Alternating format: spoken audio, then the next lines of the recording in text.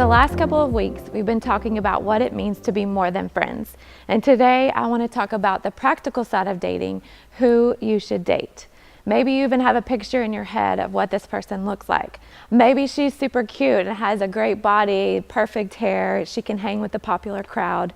Maybe he's super athletic. He can sing and play the guitar. And they both dress really, really well and seem to have it all together. So how do we take our own expectations and combine them with God's plan for us? You may even be asking yourself, where do I even find this person? At school, online? Do I have to wait until college? Finding anyone may seem easy, but finding the right person the right way is not. So whether or not you're dating now or you hope to in the future, dating is probably on your mind. My hope is to help you paint a picture of who you should be looking for. One of the things I love to do is to run. I love to run marathons. I've run several races. But one of the things I have learned is that I run better with people. They can push me to go further and faster. I believe a life following Jesus is a lot like running a race. Look at what Apostle Paul says in Hebrews 12. Therefore, since we are surrounded by such a great cloud of witnesses, let us throw off everything that hinders and the sin that so easily entangles, and let us run with perseverance the race marked out for us, fixing our eyes on Jesus. Dating is a lot like running the race. So often we are focused on finding anyone that we lose sight of the goal, following Jesus. We find ourselves off course and in unhealthy relationships because we want to just be with someone, anyone. So there may be this awesome guy or girl that's really good looking and fun to be around and hang out with. But the question is, are they actively pursuing Jesus? Are they taking next steps with God? And I don't mean just going to church or small group, although those things are great. Are they putting the truths of God into their everyday life? Does their speech look different? Do the way they treat their friends look different? What I want you to see is that dating is a process of evaluation, not a status to achieve. So I want you to take a minute and think to yourself, what has been your goal in relationships? Has it been to find anyone or just someone? Or is it finding the right person that God has for you? I know this may seem challenging, but I didn't have this figured out when I was in high school. During the summer of my junior year, we had a girl live with us named Carla, and it was finally like having a big sister. One of the things I got to see was how Carla navigated her relationship with her boyfriend.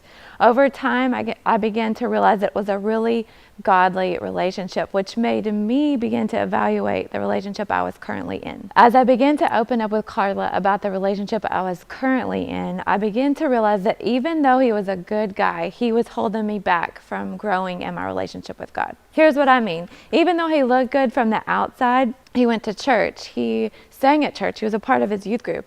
I began to realize that he was holding me back from taking my personal next steps with God. I realized that I was lowering my standards and giving up physical boundaries that I had set myself just so that I could claim the status of having a boyfriend, just like all my friends. I knew in my heart that we had to break up. Yes, it was hard. Yes, there were tears.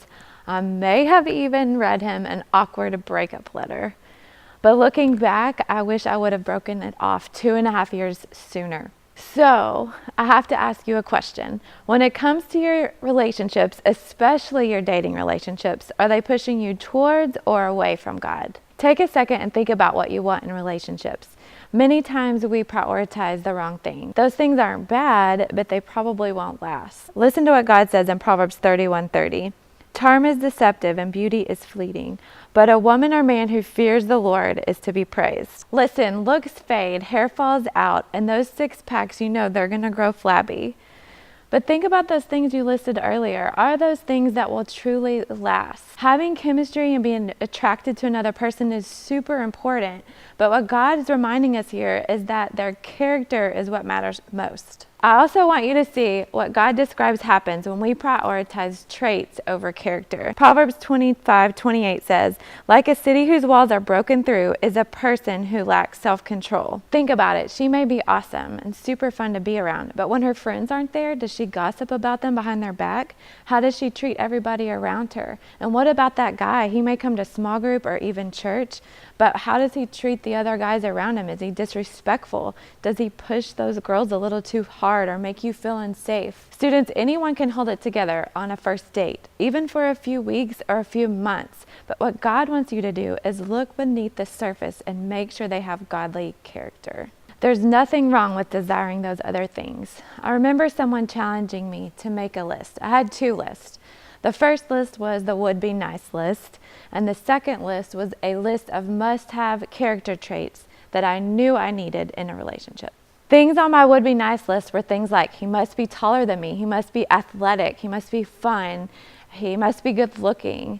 And the character traits on my must-have list, those things that I knew I couldn't live without, were things like he must be pursuing Jesus. And because of that, he was a good listener. He respected the women around him. And there were many more. And looking back on those lists, as silly as it may seem, they helped me stay focused on the goal of following Jesus. I mean, how can I expect someone else to do that if I'm not doing the same thing in my own life? And all of this, students, we don't want you to forget.